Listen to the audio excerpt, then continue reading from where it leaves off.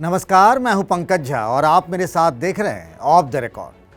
आज इस of the record में मैं आपसे कुछ वो बातें करने जा रहा हूं जिसकी खबर कम लोगों को है, यानी पर्दे के पीछे क्या होता रहा है सत्ता के गलियारों में। बात करते हैं कि ऐसी खबर से जिसमें यूपी के सीएम योगी आदित्यनाथ ने एक इम्पॉर्टेंट बैठक बुलाई। इस बैठक की दो खास बातें रहीं। बैठक इसलिए बुलाई गई थी कि ईद आने वाला है और अलविदा की नमाज भी अदा की जाएगी, और जिस तरीके से देश के कई हिस्सों में वो एमपी के खरगोन का मामला हो या फिर दिल्ली के जहांगीरपुरी का मामला हो या फिर गुजरात के खंबात या करौली राजस्थान का, कई जगहों पर दंगे फसाद हो रहे हैं और योगी जी अपना ट्रैक रिकॉर्ड खराब नहीं करना चाहते हैं, तो इसीलिए उन्होंने मीटिंग बुला ली। मीटिंग बुलाई लॉ एंड ऑर्डर पर इस बैठक में लॉ एंड ऑर्डर के जो रखवाले माने जाते हैं, यानी पुलिस के जो सबसे हेड हैं डीजीपी, वही नहीं थे। और इस खबर से पूरे पुलिस महकमे में सब इस सवाल का जवाब जानना चाहते हैं कि इतनी बड़ी बैठक जिसमें सभी यूपी के जितने डीआईजी, आईजी, एडीजी थे, बड़े बड़े फील्ड में वाले, उन सबको बुलाया गया था, कमिश्नर भी थे। और इतनी बड़ी और इम्पॉर्टेंट बैठक में जो बीते सोमवार को हुआ, उस बैठक में यूपी के डीजीपी मुकुल गोयल आखिर कहाँ थे? वो कोई आधिकारिक तौर पर छुट्टी पे भी नहीं चल रहा है, मैंने इस बात का भी पता किया। तो फिर आखिर डीजीपी साहब थे तो कहाँ थे? लोग डीजीपी को लेकर तरह तरह की बातें कह रहे हैं।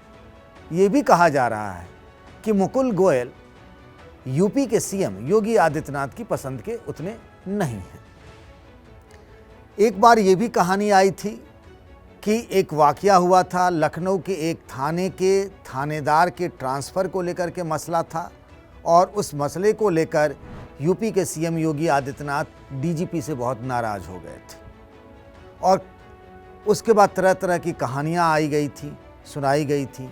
और इस मीटिंग में जो बातें सीएम ने कहीं, वो सबसे बड़ी बात ये थी कि ईद तक अब अगर किसी को छुट्टी चाहिए, यानी ज़िले के डीएम या फिर इलाके के एसपी को, तो छुट्टी अब मुख्यमंत्री देंगे। होता तो ये है कि छुट्टी इतने बड़े अधिकारी के पास जाता भी नहीं है। एसपी वगैरह तो डीजीपी से छुट्टी मांग लेते हैं और डीएम वगैरह जो है अपने चीफ सेक्रेटरी से छुट्टी मांग लेते हैं। लेकिन कई ऐसे मामले आए, योगी आदित्यनाथ चाहते हैं कि उनका जो राज है, वो कुछ दिनों पहले उन्होंने ये भी कहा था कि यूपी में रामनवमी के मौके पर 800 से भी अधिक जुलूस निकाले गए, लेकिन कहीं भी एक भी पत्थर तक नहीं चले। जबकि बीजेपी वाली ही जो अलग अलग राज्यों की सरकारें हैं, जैसे मध्य प्रदेश में खरगोन में हो गया, गुजरात के खंबात इलाके में हो गया, हम जिस दिल्ली की चर्चा इन दिनों जहांगीरपुरी की हो रही है, वहाँ भी लॉ एंड ऑर्डर का मसला जो है वो केंद्र सरकार के हवाले है। तो उसमें यूपी के सीएम योगी आदित्यनाथ ने कहा कि अगर हमारे राज्य में एक भी पत्थर कहीं चल गया तो आप सबकी खैर नहीं। और ये पहली बार हुआ। इस मीटिंग में कई चीज़ें पहली बार हुई। पहली बार की लॉ एंड ऑर्डर की मीटिंग थी और डीजीपी नहीं थे। पहली बार ये हुआ कि लॉ एंड ऑर्डर की मीटिंग थी और ज़िले के डीएम और एसपी को नहीं बुलाया गया था, उनके ऊपर के लोगों को बुलाया गया था। इस मीटिंग में कई अधिकारियों के पेंच भी कसे गए। और जब इस तरीके से भरी मीटिंग में इस तरीके से पेंच कसे जाते हैं ना, अगर सीएम कसते हैं तो उसके भी बड़े मायने होते हैं। और सबसे बड़ी बात ये कि सबकी छुट्टी कैंसिल कर दी गई। अब इसमें दिलचस्प बात ये हो गया है कि एक आईएएस अधिकारी हैं और उनकी पत्नी के, मतलब उनके ससुराल में एक विवाह का फंक्शन है और उन्होंने जाने की, वहाँ मतलब यूपी से बाहर जाने की सारी तैयारी कर ली थी। टिकट वगैरह भी हो गए थे, डेस्टिनेशन वेडिंग है, उन्होंने बहुत सारी तैयारियां कर ली थी। लखनऊ के एक बड़े जो टेलर है, बड़ा नामी गिरामी है, बड़े बड़े लोग वहाँ वीआईपी अपने कपड़े सिलवाते हैं, वहाँ से सब शॉपिंग भी हो गई थी। लेकिन कल की बैठक के बाद ना उनकी घंटी बजने लगी है।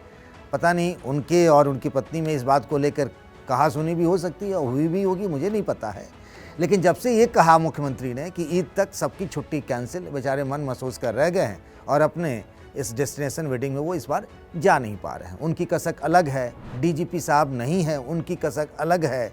और भी कई लोगों के फंक्शन में जाने थे, उनकी कसक भी अलग है। और ये कि अब मुख्यमंत्री से पूछे बिना कोई डीएम और एसपी छुट्टी नहीं ले सकता है, और मुख्यमंत्री से छुट्टी मांगने की हिम्मत किसकी है, जिस तरीके से योगी जी की इमेज है। तो इन दिनों यूपी में जो आईएएस और आईपीएस अधिकारी हैं ना, उनकी नींद हराम कर दी है योगी आदित्यनाथ। अब दूसरी खबर ये है, वो खबर ये है कि क्या 2017 वाले योगी और 2022 वाले योगी बदल गए हैं क्या? जी हाँ, ये खबर कुछ ऐसी ही है। योगी आदित्यनाथ के तेवर इन दिनों बदले बदले से सरकार नजर आते हैं, ये कहावत है ना। योगी जी के मुस्कुराते हुए फोटो भी इन दिनों आपने खूब देखी होगी, और ये बात मैं इसीलिए कह रहा हूँ। याद करिए 2017 में जब उन्होंने अलग अलग विभागों की मीटिंग बुलाई थी कि उस विभाग में क्या प्रेजेंटेशन होगा, कैसे काम होगा, तो बैठ के मैं खुद था 12:30-1 बजे तक, रात तक चलती थी। छोटी छोटी बैठकें भी, एक एक विभाग की बैठक 4-4 घंटे 5-5 घंटे। और उन बैठकों में योगी आदित्यनाथ खूब बोलते थे, और किसी और को बोलने की इजाज़त नहीं थी। मतलब जो अधिकारी प्रेजेंट कर रहा है विभाग का, उसको तो थी, लेकिन किसी को सलाह देने की छूट नहीं थी। इस बार जब पहली बार ऐसी बैठक हुई तो सब कुछ बदला बदला सा था। शुरुआत में ही योगी जी ने कह दिया कि भैया मीटिंग लंबी मत खींचना, मीटिंग छोटी ही रखिए, और जो ज़रूरी बात हो और वही कहिए।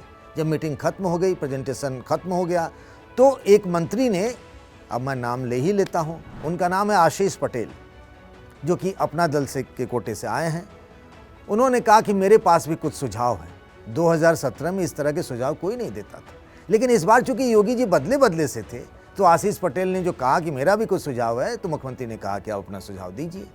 और उसके बाद तो एक पर एक ढेर सारे मंत्रियों ने योगी आदित्यनाथ को सुझाव देने शुरू कर दिए। तो कहा जा रहा है कि इस बार योगी जी थोड़े से बदले बदले नजर आ रहे हैं। अब सोचिए, ये बुलडोजर का डर भी ना बड़ा अजीब है। अब विपक्ष के लोग भी योगी आदित्यनाथ के बुलडोजर की तारीफ करने लगे हैं। हुआ यूं है कि एक शहजुल इस्लाम है, बरेली से समाजवादी पार्टी के विधायक, उन्होंने योगी आदित्यनाथ के खिलाफ एक बयान दे दिया। मतलब उसे आप यूँ कहिए कि हिंदुओं के खिलाफ एक बयान दे दिया कि बुलडोजर जब चलेगा, हम भी मुस्लिम बहुत ज़्यादा संख्या में हैं, हमारी भी ठीक ठाक संख्या है, हमारी बंदूक से भी धाई धाई निकलेगा। उनका ये बयान वायरल हुआ, और उसके अगले दिन से उन पर कार्रवाई शुरू हो गई, उनका काम लगना शुरू हो गया। उनके पेट्रोल पंप पर बुलडोजर चल गया, उनके घर पर बुलडोजर चलने का खतरा है, उनकी दुकानों पर भी यही हश्र होने वाला है। तो पिछली बार याद करिए, जब स्वामी प्रसाद मौर्य योगी आदित्यनाथ और बीजेपी पर यह आरोप लगाते हुए कि दलित, शोषित और वंचितों की नहीं सुनी जा रही, उनके साथ ढेर सारे विधायक जो हैं समाजवादी पार्टी में चले गए थे। ऐसे ही एक विधायक हैं रोशन लाल वर्मा, सीतापुर के। अब मानिए, अब इस बार तो पिछला चुनाव तो हार गए, इस बार का जो विधानसभा का चुनाव हुआ, तो अब उनके घर का नक्शा पास नहीं था। अब नक्शा पास नहीं होता है तो क्या होता है यूपी में, योगी जी का बुलडोजर चल पड़ता है, और थोड़ी ही देर बाद पूरा धराशायी।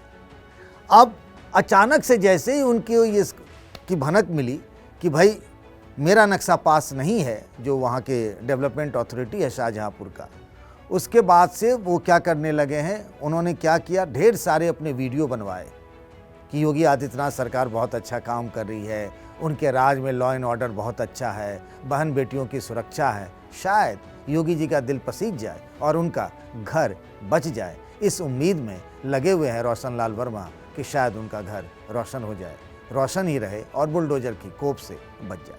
तो आज के लिए बस इतना ही, अगले एपिसोड में मिलेंगे, तब तक अपना ख्याल रखिएगा। नमस्कार।